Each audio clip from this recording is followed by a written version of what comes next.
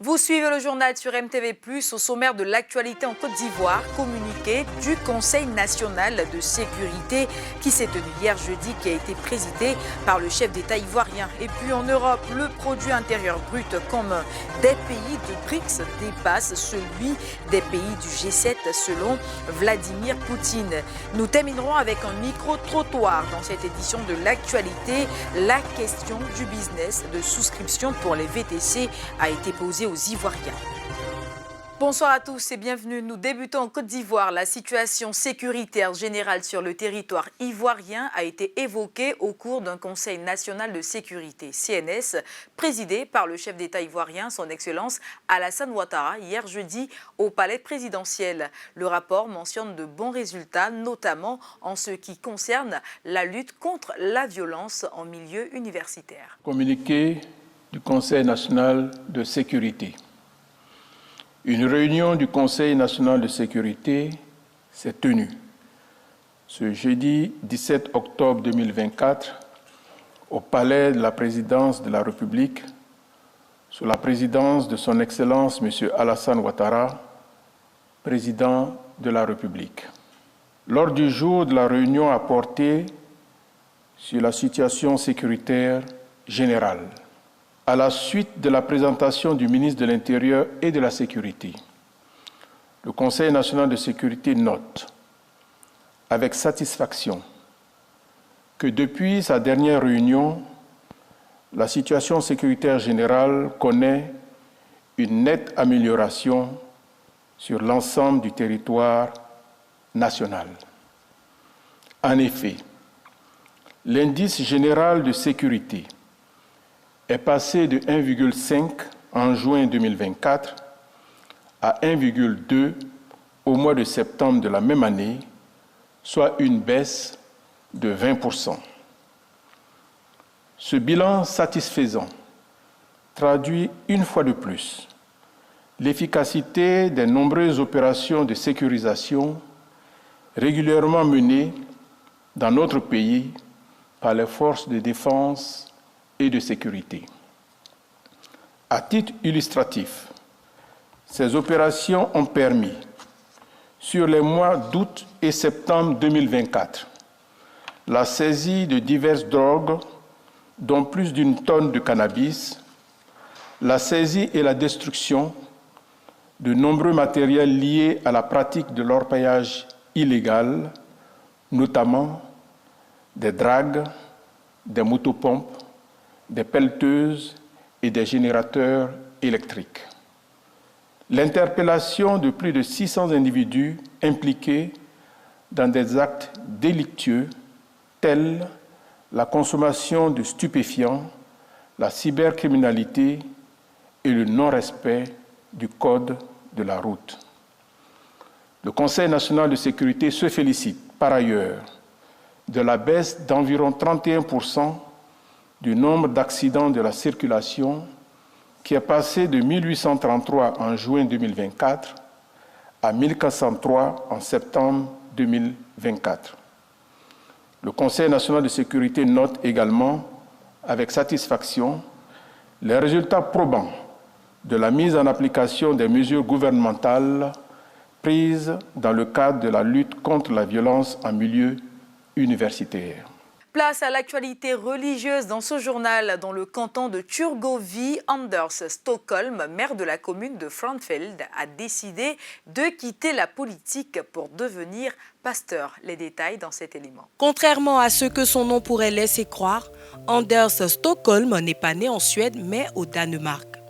Après des études en Italie, au Groenland puis en Suisse, il s'est formé en théologie à Zurich.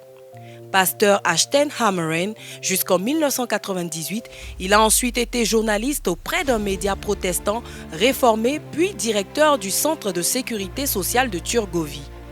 Fin septembre, il annonce qu'il quittait la politique pour redevenir pasteur 26 ans après son dernier poste. Maire de Frauenfeld de 2015 à 2024, l'homme de 58 ans prendra un poste pastoral à 60% dans la paroisse d'Erlenbach. C'est dans cette commune qu'il a appris le suisse allemand et qu'il s'est marié en 1991. Ma femme vient de l'autre côté du lac de Kiltberg. Tout cela me relie à Erlenbach et au lac de Zurich. Souligne l'homme politique. Même lorsque j'ai quitté mon poste de pasteur en 1998, je n'ai pas exclu de revenir au pastorat avec un sac à dos plein d'expérience, assure Anders Stockholm. Il a d'ailleurs continué d'officier, assurant chaque année au moins 2 services religieux, 2 mariages, ainsi que des baptêmes et des funérailles occasionnelles. De l'autre côté du globe, en Europe, lors de l'ouverture du sommet des BRICS à Kazan en Russie, le président Vladimir Poutine a affirmé que le produit intérieur brut commun des pays BRICS s'élève à plus de 60 milliards de dollars.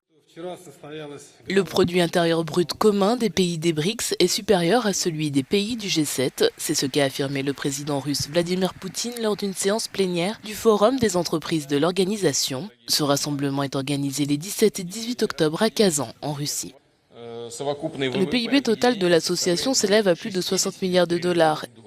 Et sa part totale dans le produit mondial brut dépasse avec confiance les indicateurs correspondants du groupe dit du G7 et continue de croître. Le sommet des BRICS réunira 2 douzaines de dirigeants mondiaux, dont le chinois Xi Jinping et l'Indien Narendra Modi. Au cours des 10 dernières années, plus de 40% de la croissance du PIB mondial de l'ensemble de la dynamique économique mondiale provenait des États BRICS. Selon les résultats de l'année en cours, le taux moyen de croissance économique des BRICS devrait s'élever à 4%. Ce taux est supérieur à celui des 7 pays, qui n'est que de 1,7%, et à celui du monde entier, qui sera de 3,2%. Ce sont des prévisions.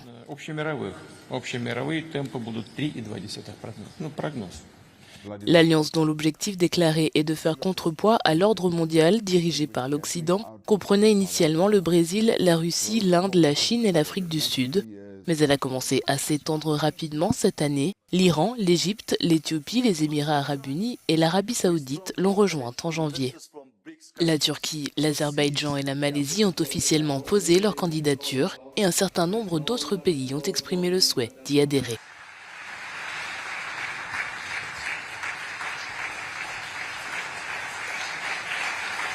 Pour faciliter le quotidien de leurs apprenants, quelques établissements scolaires de Côte d'Ivoire mettent en place différents services tels que les cantines scolaires.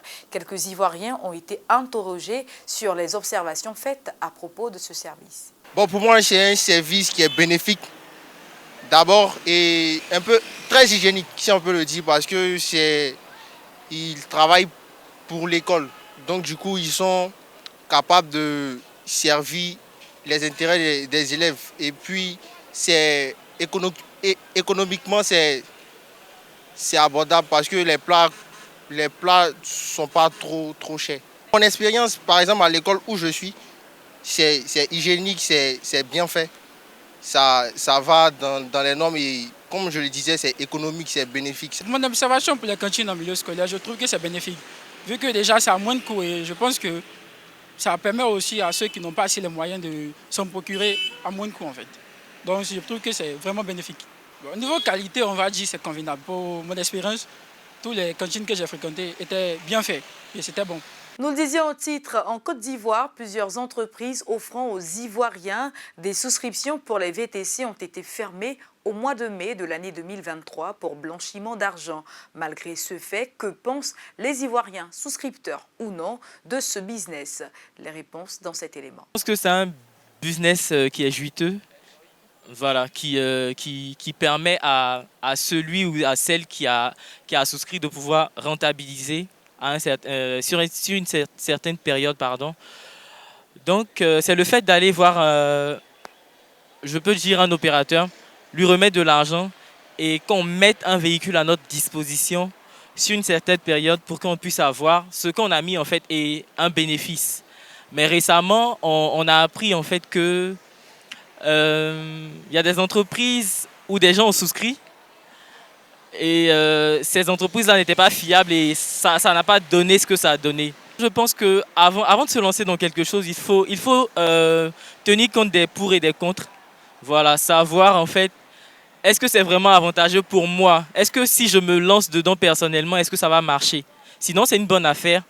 Voilà, les gens peuvent continuer s'ils pensent que c'est bon pour eux, ils peuvent continuer, mais si certains pensent que c'est pas bon pour eux également, ils ne sont pas obligés de faire. L'État devrait jeter un œil là-dedans et réglementer en fait le domaine pour que ce soit bien pris en compte et que ceux qui souscrivent là puissent récupérer leur argent et puissent récupérer également des bénéfices. La solution au VTC, c'est bienvenu, d'autant plus que ça permet aux jeunes d'avoir de l'emploi et ça permet aux entrepreneurs dans ce business-là aussi de se faire de l'argent. C'est un bon business, c'est bienvenu pour aider la population, les chômeurs et les entrepreneurs dans ce business. Ce journal vous a été préparé par l'ensemble de la rédaction, réalisé par Beniakrou Georges avec Tiffany Plon au cadrage. Très heureuse de vous l'avoir présenté. Je vous souhaite un excellent week-end sur MTV+, la télé qui transforme.